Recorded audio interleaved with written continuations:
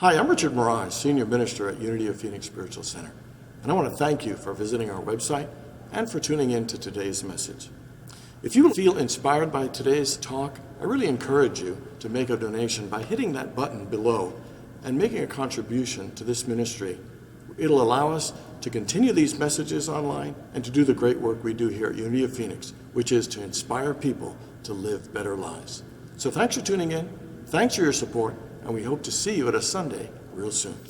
Morning again, everyone. And a shout out to everybody who watches us online during the week. Welcome to you all. So how many people would like your life to have less stress, fewer problems, and more inner peace? Anybody? How many people would like to experience more success and achieve even greater things than you've done so far? And how many people would like your relationships, and some specific ones, to be healthier, happier, more loving, and more harmonious? How many people would like that? And of course, the answer is yes to all of them, because every single one of us, by our nature, is always seeking to experience more light, more love, more beauty, more happiness, more goodness in every single form. It is something that we are constantly seeking, searching for, and desiring in our lives. And we often think of all kinds of different strategies of how we could do that. That we work harder, we work smarter, that we're more motivated, that we're more determined. There are a whole bunch, and thousands of books have been written to help us, have better lives and transform ourselves. And there's one particular that had an impact on my life called The 7 Habits of Highly Effective People. Anybody read that? A long, long time ago by Stephen Covey. And the thing I loved about it, besides it having an impact on my life, is that it is based on hundreds of years of teaching of principles of how to make our lives more effective, about universal laws to help us be more efficient, more successful, and more efficient in all areas of our lives. It's really based on spiritual laws, spiritual principles, and principles of effectiveness. And really, it comes down, right in the title, it says, being highly effective. Because it's really more about being than doing. It's more than just working hard, or working more, or working longer. It's more than just motivation. It is about the principles of being that attract and create greater efficiency, happiness, and success in our lives. Here's what he says. He says, if you want a happy marriage, be the kind of person that generates positive energy and sidesteps negativity and instead empowers. If you want to have more pleasant, cooperative teenagers, be a more understanding, empathetic, consistent, loving, and lucky parent. Oh, actually, I'm just goofing around. If you want more freedom and latitude at work, be a more responsible, be a more helpful, and be a more contributing employee. If you want to have more trust in your life, be more trustworthy. So his entire focus about being more effective is around the idea that whatever is going on in our lives, it is up to us to be more of whatever it would take to transform that experience, to be more compassionate, to be more kind, to be more forgiving, to be more positive, to be more confident, to be more creative. Whatever it is, the principle of effectiveness is always turn within ourselves and ask ourselves what we can do to help this situation and to be more positive. So it's to look within. That's the principle of effectiveness, the bottom line really of it. And it's and living from the inside out. Now, living from the inside out and looking within sounds really easy, doesn't it? It sounds really simple, but it isn't so simple because most of us have been trained to live outside in.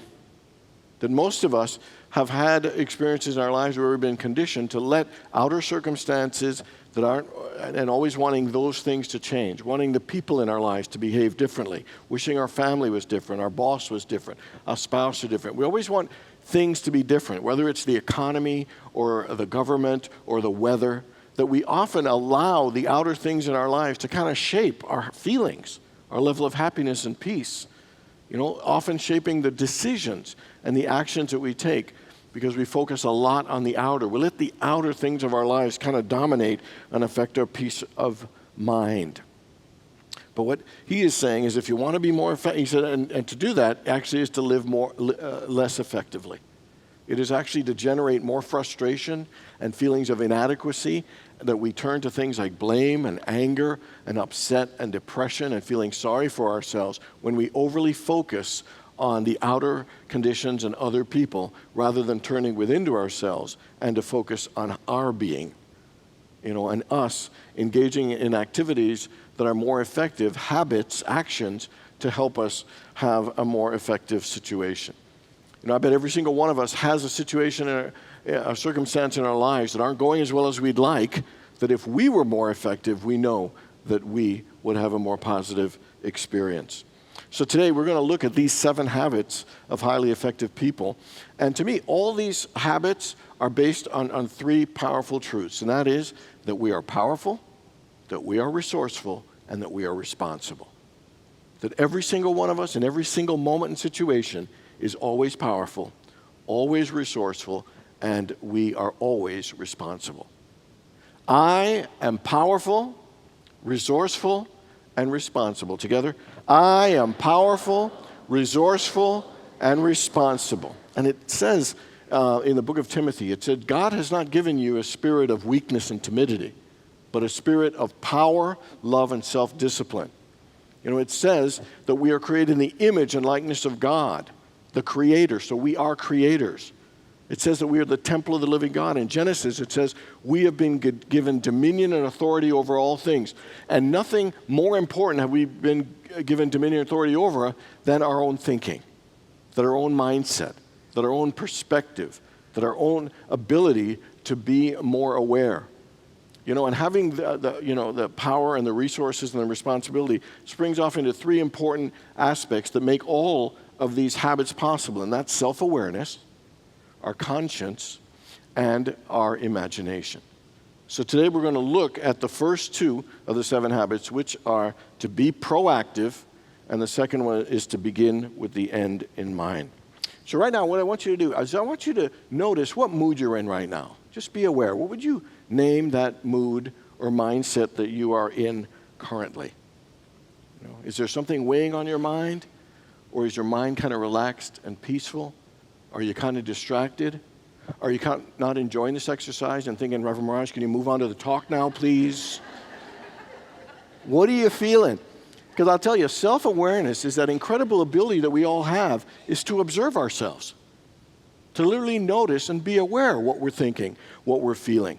It is a powerful, powerful ability in us that helps us to reflect, helps us to evaluate, helps us to adjust and change. Like, you ever had a situation and afterwards you thought to yourself, gosh, I probably got a little aggressive and maybe a little defensive, and I wish I hadn't showed up. Next time, I'll be a little more calm about it. Or you ever had a situation and say, I didn't say a word and I wish I'd spoken up.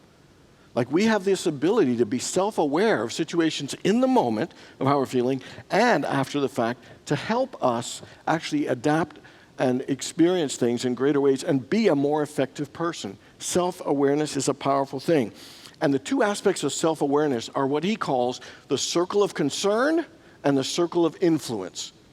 And it's about our awareness in both of those. The circle of concern is all the things you're concerned about. Like, what are you worried about most right now? And so whether it is your finances or your relationship or your health or the national debt or the government or whatever, it's all the things that we get concerned about. And what we do is that we get so concerned with them, we start getting into worry and fear and anxiety and upset and frustration. And what happens is that circle of concern begins to consume us so much that it actually makes us feel even worse. It makes us feel down and helpless because a lot of the things in the circle of concern we actually don't have control over. And then the second one is the circle of influence. And those are the things we can control, like our attitude, our mindset, our perspective. Asking ourselves, what is it that I need to see a little differently in this situation? What is it that I might need to let go? What way am I supposed to step up and stand up in this particular situation? And the more that we connect with a circle of influence, guess what? The circle of concern gets smaller in our mind, and we tend to actually be more effective. less effective when we spend too much time in the area of concern, and much more effective when we spend time in the areas of influence. And in the book, he gives a really powerful example of someone who was controlling their influence more than the concerns, and it was Gandhi. So here's Gandhi, got no money, got no power, didn't have a political position, yet he had an intention and a desire to liberate India from British rule. And regardless of all the laws, regardless of this, he didn't concern himself with all that, of all the things. He could have said, man, I got no chance. This thing will never work. They're way too powerful. But what he did, he created a sphere of influence and did what he could do. He engaged more and more people in this to the point that the influence was so big, it literally brought the British Empire to its knees and literally transformed and freed, all of the Indians from British rule. And who is our British Empire that we think is suppressing us? And instead of being concerned about whatever it is that's going on, that we're feeling isn't fair, isn't working, will never get better, we have to focus on the areas of influence that we can impact, because over time it will make a difference. And the truth is whether it is a problem you're facing, or a goal and a dream you've got, or a mistake that you've made, or your relationship, or overcoming or self-improving, the number one thing to do to be proactive is to look at ourselves and to ask ourselves, how can I be proactive in this situation? What's the best thing I could do to help myself handle this, manage this situation, and have some impact in my experience through it and its outcome. So really, being proactive is about accepting our power, our resourcefulness, and our responsibility, and the circle of concern will go down, our circle of influence will increase. So I just want you to say this after me. So I am powerful. Together, I am powerful. Take a deep breath. Feel how good that feels. I am resourceful. Together, I am resourceful. Take a deep breath. See how that feels. And this one. I am responsible. Say that. I am responsible. And take a deep breath. Is it just me, or did you notice that responsible didn't create as much warm fuzzies as the other two? And you know why? Because in our culture, responsibility is connected to being a burden, or thinking that we have to blame. That it's about blame, and it really isn't. Responsibility is actually a liberating and empowering truth of who we are. Because when we don't feel responsible, guess what? We give other people and situations power. And to have responsibility means no matter what the situation, we have the power to improve it. We have the ability to respond, the ability to be proactive, and to help that situation. So it actually isn't a burden, it's actually liberating. And you know what happens? We feel like responsibility means, oh man, I gotta work all the time, I gotta do all this effort. Over time, the more responsible we are, the more effective we'll be. Guess what? Life actually gets easier over time when we turn to ourselves and act proactively and say, what can I do to make this situation and my life better? And so, something that is important for us to understand is proactivity is our nature. Us being proactive is our nature. Let me give you some examples. When Scripture says, ask and ye shall receive, seek and ye shall find, knock and the door will be unto you, asking, seeking, and knocking is proactive. That when you pray, guess what? That's proactive. When you choose to forgive, that's proactive. When you choose to give compassion, that's proactive. When you hold a vision and set an intention, that's proactive. That we have so many resources, and being proactive is right within our own grasp to improve all the situations in our lives. I mean, it is powerful and amazing. We should get excited about being responsible, excited that we have resources, and excited that we have the power to improve any and every situation in our lives. Viktor Frankl said this. He said there are three central values, and the first one is experiential. It's the things that happen in our lives around us. The second one is creative. It's the things we create and bring forth. And the third one is attitudinal. And attitudinal is how we adjust our mindset, particularly during the difficult times, because he said how we manage and handle and are proactive in the difficult times actually shifts our paradigms and helps us grow and expand in awareness and spiritual power more than anything else. It's a bit of a bummer, but it's also exciting to know that whatever difficulty you're going through, that has the seed in it to help us be more powerful, more resourceful, and more proactive. And so it is an important thing. So here's our assignment for the week. For the next 30 days, no matter what happens, we look within ourselves and say, how can I be proactive in this? What's the best way for me to show up in this situation? That is always the most effective thing, the first and foremost. Based on the truth that we're powerful, resourceful, and responsible, is to ask, what can I do to be more effective? How can I be more proactive? And then the second one is to begin with the end in mind. It kind of reminds me of these three guys who die and go up to heaven, and they're the pearly gates. It's a true story. And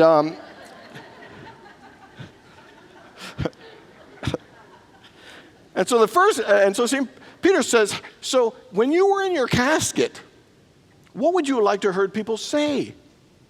And then the first guy said, well, I would like to say I was a really good doctor, and I really cared for people's health, and I was a great family man.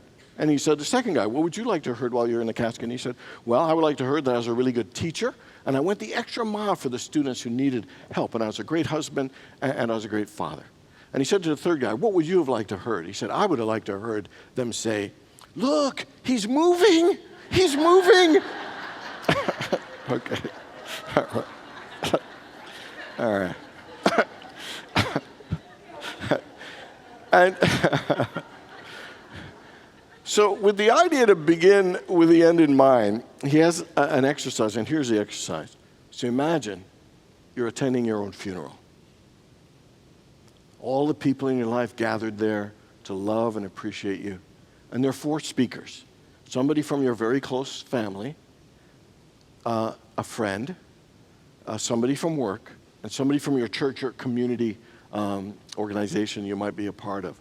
And the question is, what would you like to hear them say? What would a family member say about you? What would a friend say about you?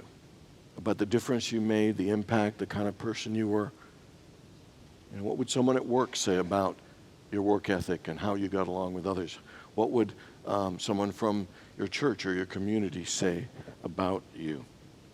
So we have this incredible ability to see beyond the moment, to create, the kind of person we want to be and the life. In the book of Proverbs, it says, where there is no vision, the people perish, but happy is he who keepeth the law. So where there is no vision, the people perish. What perishes is that when we don't have a vision or a goal to work towards, a sense of direction or meaning, our motivation, our energy perishes. We kind of just drift in our lives. Whatever happens, we live by default rather than design. We live more casually rather than intentionally. And it robs us of some of that spiritual power and abilities that we have. And it says, but he that keepeth the law, happy is he. And it means, so the person that has a vision to work towards, guess what? They have more energy, they have more focus, they express their power more, and by using it more, it actually increases. And so it's an important thing for us to hold a vision, to visualize, to kind of see what it is we want to create. Do you know they have done studies on all peak performers and athletes at high levels? And do you know every single one in their own way, every one of them visualizes their outcome first. Every single one of them sees themselves performing at the highest level. And so if these guys do it and it brings them high peak performance, why wouldn't we do it for our lives?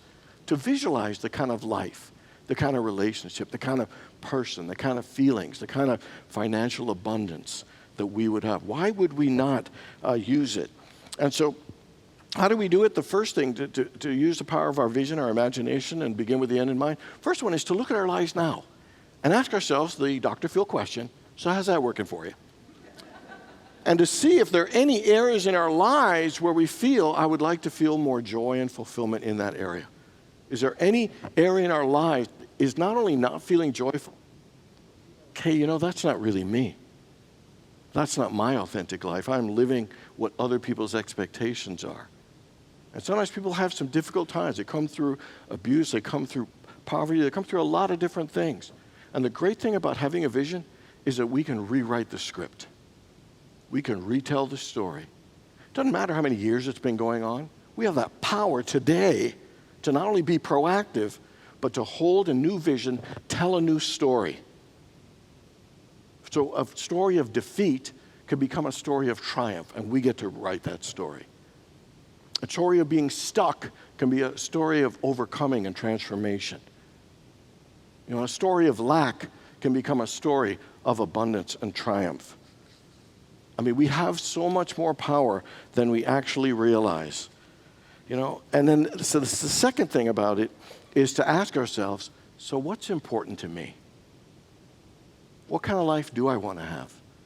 What kind of things do I want to experience? What kind of person do I really want to become? That to literally ask ourselves.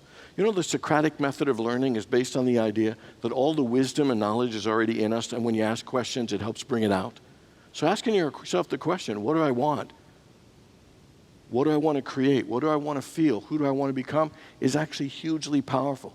He even adds other things in there, like asking yourself the question, if you had to write your eulogy, what would you want to be said about you? Yourself, to write it. Or if you only had 6 months to live, the proverbial, what would you do to really connect with what it is that we want? And this isn't like a one-time, happen all at once thing. It takes a little bit of time because we so often get caught in the activity trap of life and so busy, we actually don't take time to think of what we want our lives to look like and feel like. We're just trying to survive. We're busy and sometimes doing a lot but not getting anywhere. And one of the best things to move our lives forward is to take time to figure out, what do I want my life to look like? What do I want my life to be like? Viktor Frankl said an interesting thing. He said, when it comes to finding your mission, it's more about detecting it than inventing it. I love that. More than about detecting it than inventing it. Because you already know. We have allowed other things to cover it up and all kinds of problems and false things that we have told ourselves, allowed ourselves to believe about other people, but it's in there. That's why asking the questions regularly over time will get you clearer and clearer about who you came here to be and the difference you came to make and the kind of relationship that you can have and are deserving of having. But we have to do that inner work of being proactive and beginning with the end in mind and literally looking in ourselves to get clear on what it is we want. What is that picture that we are trying to create? Here's what he says about the inside-out focus, about being proactive. He says, the inside-out process is a continual process of renewal based on natural laws that govern human growth, progress, and transformation. And the fact is that at every age and stage of your life, life is always calling you to bring out more. Life is always calling us to be proactive, always calling us to get clear about what it is we want and what it is that we want to have and what it is that we want to create. There is no person from 10 to 20 to 50 to 100 that is not being called to express more and be more. And the way to be most effective is to be proactive and to begin with the end in mind. And so let's make a commitment to ourselves. Remember the 30-day thing. Be proactive every day. Turn within, no matter what's annoying you. Turn within and say, how can I be most proactive? How can I be most effective? And the second one is to work over time about our vision and get clear by asking ourselves, what's important? What do I want? What am I here to do? Mark Twain once said, the two most important days of your life is the day you were born and the day you find out why. Or the way you rediscover why. And so, be proactive, begin with the end in mind. And those are the first two steps to help us be more highly effective people. God bless you all.